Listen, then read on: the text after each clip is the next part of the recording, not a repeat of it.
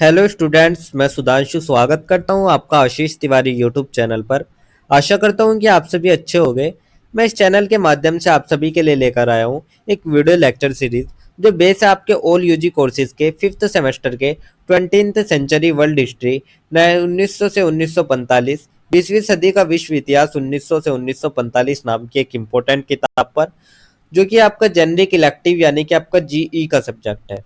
तो स्टूडेंट, अगर आप ड्यू सोल रेगुलर या किसी और यूनिवर्सिटी से सब्जेक्ट पढ़ रहे हैं तो इस सीरीज आपके लिए बहुत ही उपयोगी साबित होने वाली है, क्योंकि इसमें हम हर चैप्टर को सिंपल भाषा में समझेंगे, इंपॉर्टेंट कॉन्सेप्ट्स को भी ब्रेक डाउन करेंगे और एग्जाम पॉइंट ऑफ व्यू से भी डिस्कस करेंगे।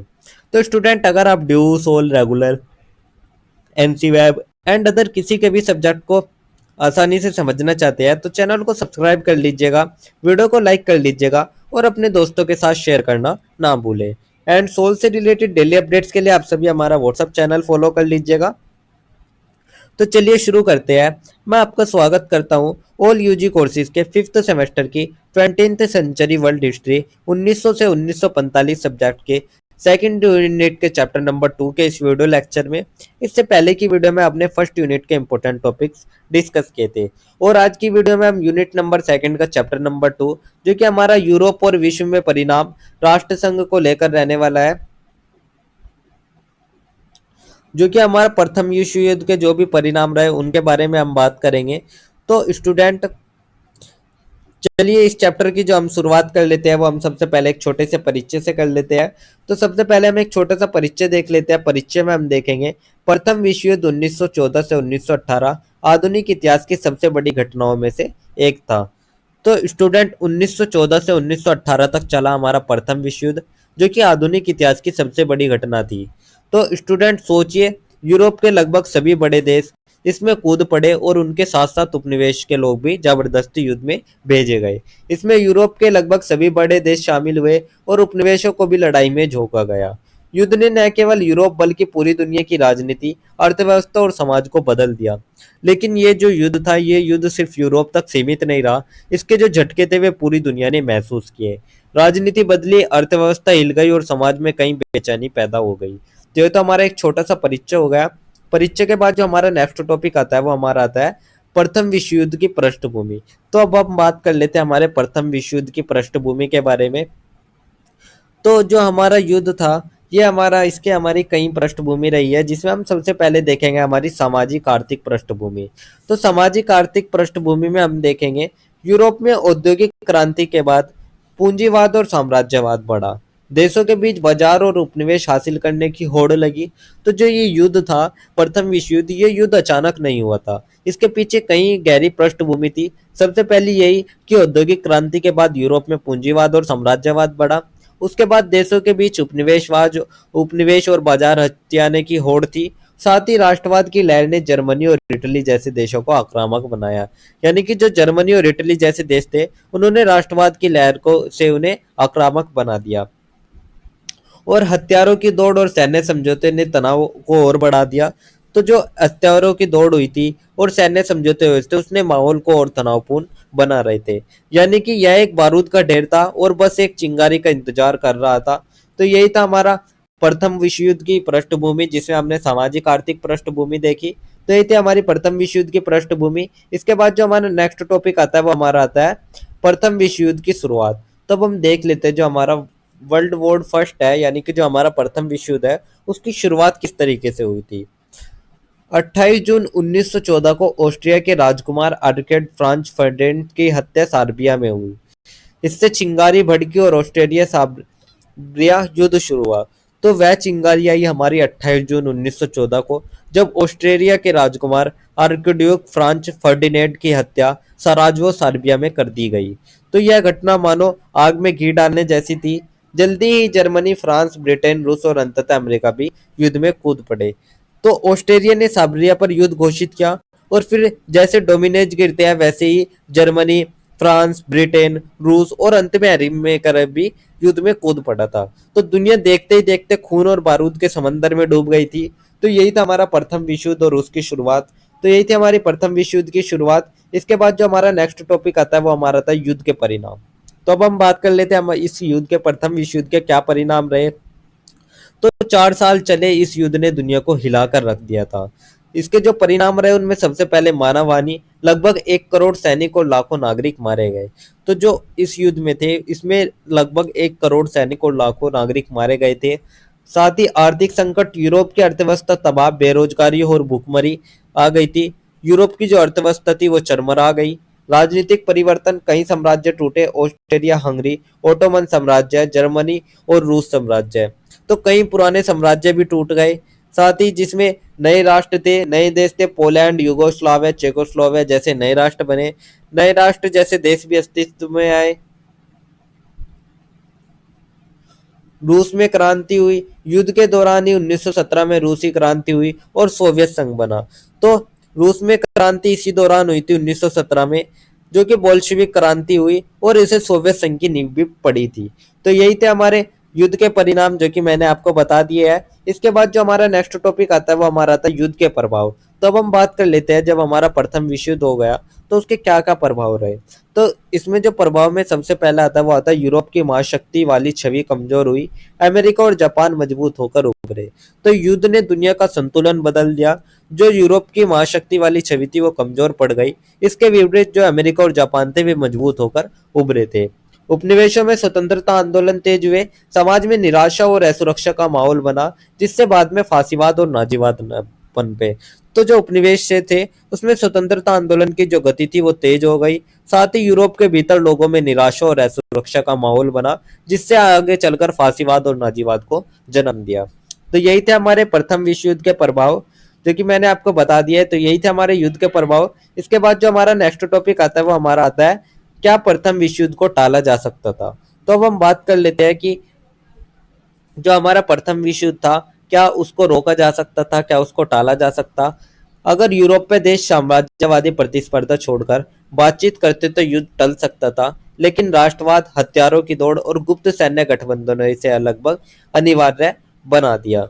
तो स्टूडेंट इतिहासकार कहते हैं कि हाँ, जो प्रथम विश्व युद्ध है उसको टाला जा सकता था। अगर जो यूरोपीय देश थे वे आपसी प्रतिस्पर्धा छोड़कर बातचीत करते तो जो हालात थे वे संभल सकते थे, लेकिन जो राष्ट्रवाद और हथियारों की होड़ थी उसने इसे लगभग अनिवार्य बना दिया था। तो यही था हमारा, क्या प्रथम विश्व युद्ध को टाला जा सकता था। इसके बाद जो हमारा नेक्स्ट टॉपिक आता है वो हमारा था पेरिस शांति सम्मेलन 1919। तो अब हम बात कर लेते हैं हमारे पेरिस शांति सम्मेलन 1999 के बारे में। तो युद्ध खत्म होने के बाद विजयी देशों ने हारने वाले देशों के साथ शांति समझौते करने के लिए सम्मेलन बुलाया। इसमें अमेरिका, ब्रिटेन, फ्रांस, इटली आदि शामिल थे। तो स्टूडेंट, जब युद्ध खत्म हुआ, प्रथम विश्व युद्ध खत्म हुआ, तो उसके बाद विजयी देशों ने पेरिस में सम्मेलन बुलाया। और इस जो सम्मेलन थे, इस सम्मेलन में अमेरिका, ब्रिटेन, फ्रांस और इटली मौजूद थे। जर्मनी और उसके सहयोगी देशों को बुलाया नहीं गया। तो इसमें हारने वाले जो देश थे, जैसे कि जर्मनी थे, उनको बुलाया नहीं गया, यानी कि एक तरफा शांति इसमें थोपी गई। तो ये थी हमारी पेरिस शांति सम्मेलन 1919। इसके बाद जो हमारा नेक्स्ट टॉपिक आता है वो हमारा आता है वुडरो विल्सन के 14 सूत्री कार्यक्रम। तो अब हम बात कर लेते हैं वुडरो विल्सन के 14 सूत्री कार्यक्रम के बारे में। अमेरिका के राष्ट्रपति वुडरो विल्सन ने शांति स्थापित करने के लिए 14 सूत्र रखे। तो उस समय जो अमेरिका के राष्ट्रपति थे वे वुडरो विल्सन जी थे। तो उन्होंने शांति स्थापित करने के लिए 14 सूत्र दिए, जिनमें मुख्य मुख्य आते हैं खुले समझौते, गुप्त संधि नहीं, यानी कि गुप्त समझौते नहीं हो गए, समुद्रों की स्वतंत्रता आई, राष्ट्रों का आत्मनिर्णय आया, निरस्त्रीकरण आया, एक राष्ट्रीय संगठन की स्थापना, यही आगे चलकर राष्ट्र संघ बना। तो जो अंतरराष्ट्रीय संगठन था उसकी भी स्थापना इसमें ही हुई थी। जो हमारा राष्ट्र संघ बना वो हमारे वुडरो विल्सन के 14 सूत्री कार्यक्रम से ही बना। तो यही था हमारा वुडरो विल्सन का 14 सूत्री कार्यक्रम। इसके बाद जो हमारा नेक्स्ट टॉपिक आता है वो हमारा आता है वर्साई की संधि। तो अब हम बात कर लेते हैं वर्साई की संधि 1919 के बारे में। जो हमारी वर्साई की संधि थी ये हमारी 1919 में हुई थी। जर्मनी को हार के बाद बहुत कठोर शर्तें माननी पड़ी। तो स्टूडेंट, जो वास्तविकता थी वो इन आदर्शों से कुछ अलग थी। तो चलिए हम वर्साई की संधि के कुछ मुख्य बिंदु देख लेते हैं। तो मुख्य बिंदु में हम देखेंगे, जर्मनी को भारी क्षतिपूर्ति देनी पड़ी। तो जर्मनी पर बेहद कठोर शर्तें थोपी गई, भारी क्षतिपूर्ति उसको देना पड़ी, उसकी सेना और नौसेना को सीमित कर दिया गया, साथ ही उसके उपनिवेश भी छीन लिए गए, राइनलैंड को निरस्त क्षेत्र घोषित कर दिया गया। इस संधि से जर्मनी में अपमान और आक्रोश फैला, जिसने आगे चलकर हिटलर को जन्म दिया। तो जो ये शर्तें थी, इन्हीं शर्तों ने जर्मनी में अपमान और गुस्सा भरा, और यही गुस्सा आगे चलकर हिटलर के उदय का कारण बना। तो यही था हमारा वर्साई की संधि 1919। इसके बाद जो हमारा नेक्स्ट टॉपिक आता है वो हमारा आता है वर्साई की संधि के अलावा अन्य संधि। तो जो वर्साई की संधि हुई थी उसके अलावा भी और कौन कौन सी संधियां हुई थी, तो सिर्फ जर्मनी पर ही नहीं, अन्य हारने वाले देशों पर भी कई शर्तें थोपी गई थी। तो उनमें देख लेते हैं। सबसे पहले हमारी आई सेंट जर्मेन की संधि, जो कि हमारी 1919 में हुई थी ऑस्ट्रेलिया के साथ। उसके बाद ट्रियनन की संधि आई, जो कि 1920 में हुई थी हंगरी के साथ। उसके बाद न्यूली की संधि भी थी, जो 1919 में बुल्गारिया के साथ हुई थी। और फोर्थ आई हमारी सिव्र लोजेन की संधि, जो कि हमारी तुर्की के साथ हुई थी।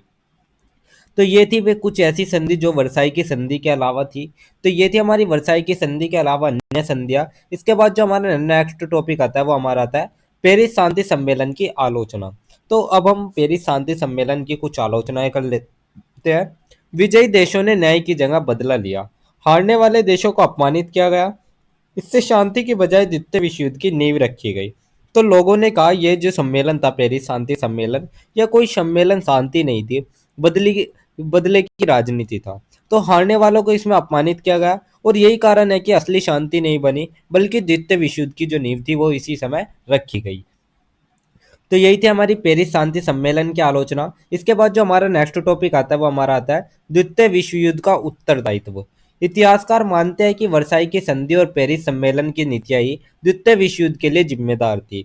तो स्टूडेंट, कई इतिहासकार ऐसा बोलते हैं कि जो वर्साई की संधि है और जो पेरिस शांति सम्मेलन था, उनकी नीतियां ही द्वितीय विश्व युद्ध के लिए जिम्मेदार थी। तो यही था हमारा द्वितीय विश्व युद्ध का उत्तरदायित्व। इसके बाद जो हमारा नेक्स्ट टॉपिक आता है वो हमारा आता है विश्व युद्ध और भारत। तो अब हम बात कर लेते हैं विश्व युद्ध और भारत के बारे में। भारत से लाखों सैनिकों ने ब्रिटेन की ओर से युद्ध में भाग लिया। आर्थिक संसाधनों का शोषण हुआ। युद्ध के बाद भारतीयों ने स्वतंत्रता की मांग और तेज की। तो भारत भी इस युद्ध में खींचा गया था। ब्रिटेन की ओर से लाखों भारतीय सैनिक लड़े और भारत के संसाधनों का शोषण हुआ, लेकिन युद्ध के बाद जो भारतीय थे उनमें आज़ादी की मांग और ज़्यादा तेज हो गई थी। तो यही था हमारा विश्व युद्ध और भारत। इसके बाद जो हमारा नेक्स्ट टॉपिक आता है वो हमारा आता है यूनाइटेड नेशंस, या फिर हमारे राष्ट्र संघ का। तो अब हम बात कर लेते हैं लीग ऑफ नेशंस के बारे में, राष्ट्र संघ के बारे में। शांति बनाए रखने के लिए 1920 में जिनेवा में इसकी स्थापना हुई। तो 1920 में शांति बनाए रखने के लिए राष्ट्र संघ की स्थापना हुई थी। इसके कई उद्देश्य रखे गए थे, उन उद्देश्यों को देख लेते हैं। इसके उद्देश्य रखे गए थे विवादों का शांतिपूर्ण समाधान ये करेगा, निरस्त्रीकरण का भावना ये लाएगा, और साथ ही ये सामूहिक सुरक्षा भी प्रदान करेगा। तो यही था हमारा राष्ट्र संघ, जिसके हमने राष्ट्र संघ के उद्देश्य भी देखे और राष्ट्र संघ की स्थापना देखी। तो यही था हमारा लीग ऑफ नेशंस यानी कि राष्ट्र संघ। इसके बाद जो हमारा नेक्स्ट टॉपिक आता है वो हमारा आता है राष्ट्र संघ की सफलता। तो अब हम बात कर लेते हैं राष्ट्र संघ कितना सफल रहा, राष्ट्र संघ की क्या क्या सफलताएं रही। छोटे देशों के विवाद सुलझाने में कुछ सफलता मिली। तो कुछ जगह राष्ट्र संघ ने कामयाबी भी पाई, जैसे कि छोटे देशों के विवाद सुलझाए, स्वास्थ्य, श्रम और शरणार्थी मामलों को भी काम किया, उनको भी योगदान दिया, और अंतर्राष्ट्रीय सहयोग को भी बढ़ावा दिया। तो यही थी हमारे राष्ट्र संघ की सफलता। इसके बाद जो हमारा नेक्स्ट टॉपिक आता है वो हमारा आता है राष्ट्र संघ की विफलताएं। तो अब हम बात कर लेते हैं राष्ट्र संघ की विफलताएं के बारे में। तो इसमें जो कमजोरियां थी वे ज्यादा थी, जैसे कि अमेरिका ही इसमें शामिल ही नहीं हुआ, और जर्मनी, जापान, इटली जैसे देशों में बाहर निकल गए। और सबसे बड़ी बात यही थी कि यह द्वितीय विश्व युद्ध बाद रुकने से पूरी तरह असफल रहा। तो यही थी हमारे राष्ट्र संघ की विफलताएं, सफलताएं और उसकी स्थापना। तो यही था हमारा राष्ट्र संघ। इसके बाद जो हमारा नेक्स्ट टॉपिक आता है वो हमारा एक छोटा सा निष्कर्ष आता है। तो अब हम पूरे चैप्टर का एक छोटा सा निष्कर्ष देख लेते हैं ओवरऑल। तो निष्कर्ष में हम देखते हैं प्रथम विश्व युद्ध ने दुनिया की राजनीति और समाज को गहराई से बदल दिया। तो स्टूडेंट, हम देखते हैं कि प्रथम विश्व युद्ध जो हुआ था उसने दुनिया को गहराई से बदल दिया था। शांति के लिए राष्ट्र संघ बना, लेकिन उसकी कमजोरियां उजागर हो गई। तो जो शांति स्थापित करने के प्रयास थे वे भी हुए, लेकिन जो वर्साई की संधि और पेरिस सम्मेलन की गलतियां थी उसने द्वितीय विश्व युद्ध की जमीन तैयार कर दी थी। वर्साई की संधि और शांति सम्मेलन की गलती ने द्वितीय विश्व युद्ध की नींव डाली। तो राष्ट्र संघ जरूर बना, लेकिन अपनी कमजोरी के कारण वह इतिहास में एक असफल प्रयोग बनकर रह गया। तो यही था स्टूडेंट हमारा एक छोटा सा निष्कर्ष, जिसके साथ हमारा यूनिट नंबर 2 का चैप्टर नंबर 2 भी कंप्लीट होता है, साथ ही हमारी यूनिट नंबर 2 भी कंप्लीट होती है। क्योंकि यूनिट नंबर 2 में हमारा टोटल एक ही चैप्टर था, चैप्टर नंबर 2, जो कि मैंने आपको बता दिया है। तो यही था हमारी सेकंड यूनिट, जिसके इंपॉर्टेंट टॉपिक्स मैंने आपको शॉर्ट्स में एक्सप्लेन कर दिया है। तो अगर किसी भी स्टूडेंट को ये पीडीएफ या नोट्स चाहिए होंगे तो आप हमारा टेलीग्राम चैनल को ज्वाइन कर लीजिएगा, वहाँ आपको ये पीडीएफ या नोट्स मिल जाएंगे। एंड अगर किसी भी स्टूडेंट का किसी भी तरह का कोई भी डाउट या किसी भी तरह की कोई भी क्वेरी होती है तो आप हमारे कमेंट सेक्शन में या हमारे इंस्टा पेज को फॉलो करके भी पूछ सकते हैं। डेली अपडेट्स के लिए आप सभी हमारा व्हाट्सएप चैनल फॉलो कर लीजिएगा। और अगर आपको ये लेक्चर उपयोगी लगा तो वीडियो को लाइक करें, चैनल को सब्सक्राइब करें और अगले अध्याय के लिए तैयार रहिएगा, जहां हम बात करेंगे हमारी नेक्स्ट यूनिट, यूनिट नंबर 3 के बारे में, जिसमें हम 1917 रूस की क्रांति के बारे में डिस्कस करेंगे। तो आप सभी का बहुत बहुत धन्यवाद। आपका दिन शुभ रहे।